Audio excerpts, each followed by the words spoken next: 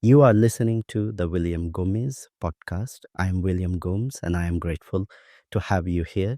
Today, I want to talk about something that many families, adults, and professionals find both important and confusing: the autism diagnosis. A diagnosis is more than a label, it is a doorway.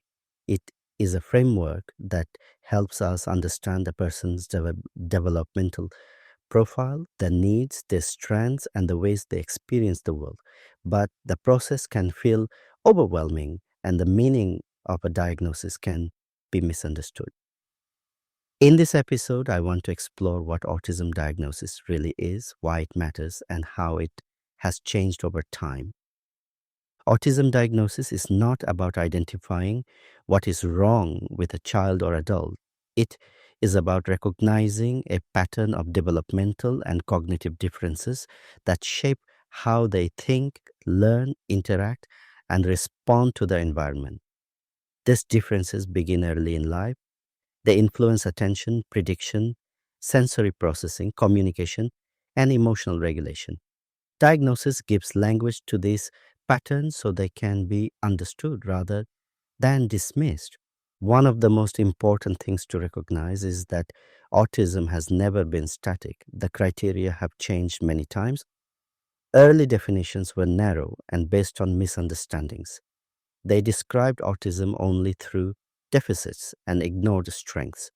They focused almost exclusively on outward behavior, not on internal experiences. As a result, many autistic people were missed or misdiagnosed, especially girls, women, and non binary individuals. Over time, diagnosis has become more accurate because research has deepened and autistic voices have been heard. We now understand that autism is a spectrum, not because it ranges from mild to severe, but because it appears differently in every person, shaped by environment, support, personality, gender, and lived experience. Diagnosis today is grounded in patterns of development, sensory differences, cognitive styles, and social communication differences that are meaningful and observable across life. A good diagnostic assessment looks at much more than symptoms. It looks at how a person understands the world, how they respond to sensory input, how they make sense of social cues, how they regulate emotions, how they learn. It explores their strengths as well as their challenges. It considers family history, early development, and lived experience, and it values the insight of parents, carers, and the individual themselves. For many adults, diagnosis comes later in life. They may have spent years masking the differences, feeling out of place, or carrying unexplained anxiety. Receiving a diagnosis can feel like a shift in identity. For some, it brings grief for the years they were misunderstood. But for many, it brings relief. It offers clarity. It helps them make sense of their past, and it gives them permission to live more authentically. For children, diagnosis can be life changing. It opens the door to appropriate support at school. It helps families understand behavior that once felt confusing. It guides teachers, professionals, and communities to provide environments that reduce overwhelm and build confidence. Diagnosis does not create limitations. It clarifies needs so they can be met. But diagnosis is also shaped by the environment. Autistic behavior can be missed if a child masks. Sensory overwhelm can be misinterpreted as anxiety. Deep interest can be dismissed as normal preferences. Girls may blend in socially while struggling internally, and children from marginalized communities may face bias or reduced access to assessment. This is why thoughtful assessment matters.